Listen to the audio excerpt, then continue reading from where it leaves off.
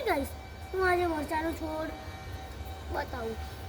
સૌ પ્રથમ મારા બાએ એક કુંડું લીધું, પછી અંદર માટી નાખી, મરચાના બીજ નાખી અને અંદર મરચાનો છોડ વાવ્યો.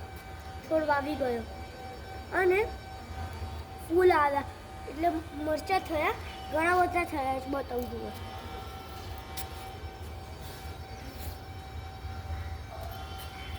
અરે ભાઈ અરે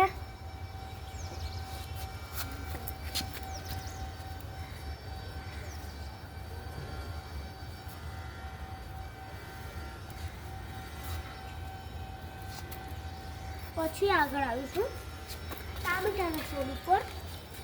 આ છે ટામેટાનો છોડ. આમાં બી આપણે બીજ નાખવાના હોય. પછી છોડ ઉગ્યો. આની અંદર ફૂલ આવી ગયા છે, પણ ટામેટા થવામાં થોડી જ વાર છે. આ છે લસણની કળીઓ અંદર નાખવાની.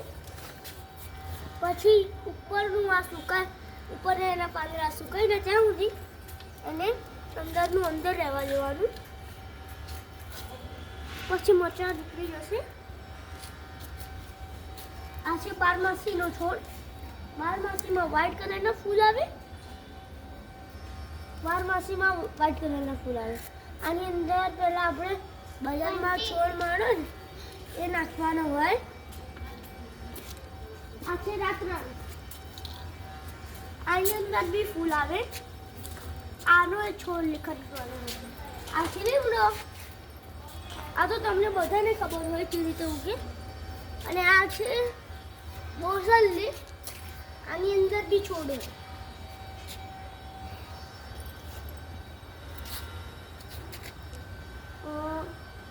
આ છે સ્નેક પ્લાન્ટ. આ છે સ્નેક પ્લાન્ટ. આની અંદર આપણે પહેલાં છોડ નાખવાનો હોય. આ મની વેલ ઉપર દેખાય આમ જાય છે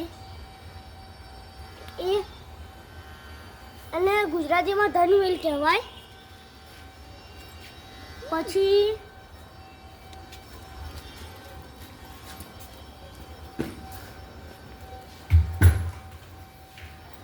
આ છે જાસૂદ. જાસૂદને ગુલાબી કલરના ફૂલ આવે. પછી પેલો છે ડમરો. એને કાનમાં નાખવાથી કાનનો દુખાવો બંધ થઈ જાય. પાછો સ્નેક પ્લાન્ટ, પારિજાત, કેના, લગાની, સ્નેક પ્લાન્ટ, એલોવેરા, ફિકસ. મારા ઘરે આટલા છોડ છે. હવે મળીશું કાલે.